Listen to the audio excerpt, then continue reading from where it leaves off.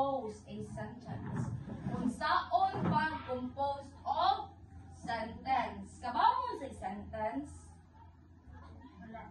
Ang kana sentence kay kuan ni siya kanang mao na siya ang usa ka whole nga basahon, di siya tibok basahon pero gamay siya nga basahonon ba nga naa siya content, nga naa siya meaning, nga naa siya laman.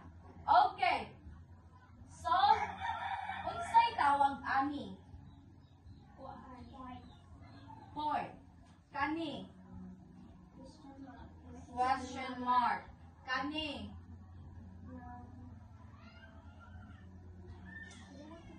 exclamatory mark. Kani kama. Okay, since level 1 pa man mo, sayon lang sa ang atong buhaton. Okay, kung ang sentence kay nag-end siya og point, unsay pasabot ana? Nangutana siya or wala? Nag-end siya point, nangutana or wala? Wala siya nangutana. Kay nag-end man siya og point, it means nagstorya ra siya. Wala siya. Plain na siya ng pagstorya, wala siya kanang over nga reaction, wala siya over nga emotion. Nagstorya ra gyud siya. For example, I forgot. Before di ay mo suwat og sentence, unsa ang gamiton nga letter? Big letter or small letter? Big letter. Very good. Big letter. For example, Emily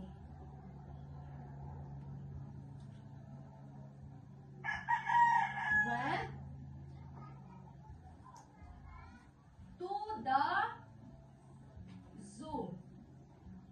So as you can see, naa siya. So nisulti naman ko nga si Emily ni adto sa zoo. Nangutana na siya or wa? Wala na. Ako siyang basahon. Emily went to the zoo. Unsa man na ako expression kanang over ba ko sa emotion or wala? Wala dili over sa emotion kay istorya ko nga si Emily ni adto. So today we are going to discuss about research. But karon ang atong i-discuss is ang chapter 1. Unsa ang sulod sa chapter 1? Chapter 1 in research includes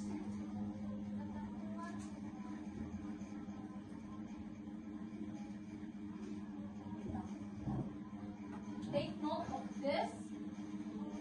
Unya lang pagsuwat after na ko mag-discuss. Denise, Rowan, Isco, Darren, Yomo, Jaya, sorry. Ano di ba? Unya lang mag-swat after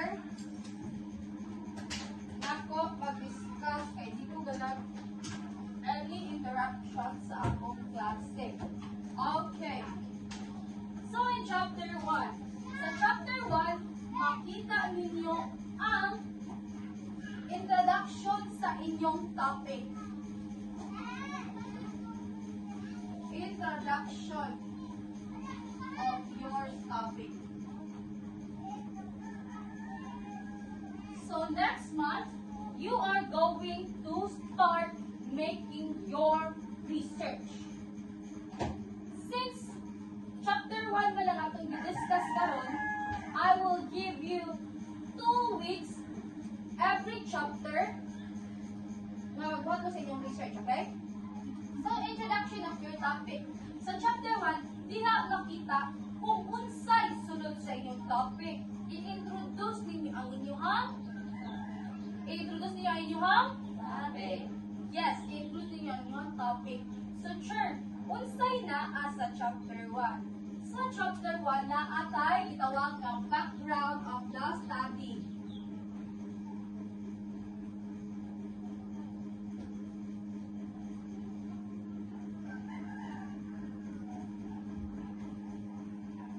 Sa background of the study, dira makita ang kung unsay background sa inyong topic, kung unsang inyong topic, nganong kana inyong topic, kinsay nag-support sa inyong topic, unsa nga theory ang nag-support sa inyong topic.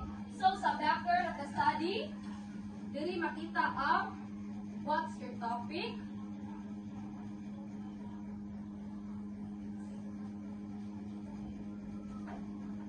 why you choose that topic,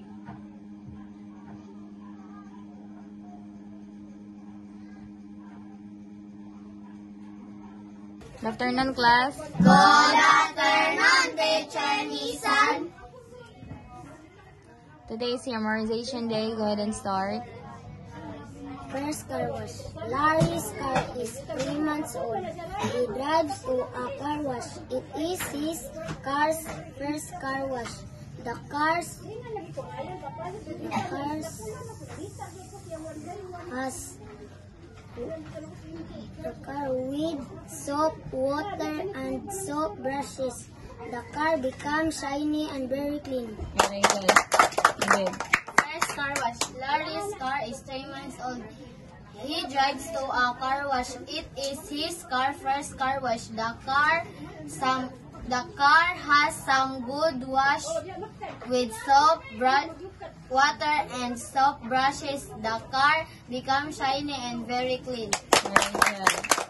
Nice job. First car wash. Larry's car is 3 months old. He drives to a car wash. It is his car's first car wash. The car has some good wash with soap, water, and soap brushes. The car becomes shiny and very clean. Very good. Juliet. First car wash. Larry's car is 3 months old. He drives to a car wash. His car is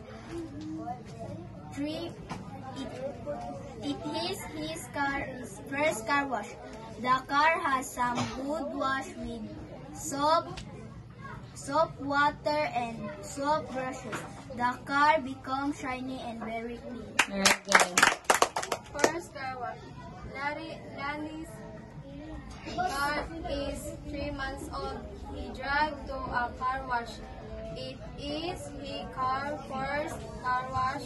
The car has some good wash with soap, water, and soap brushes.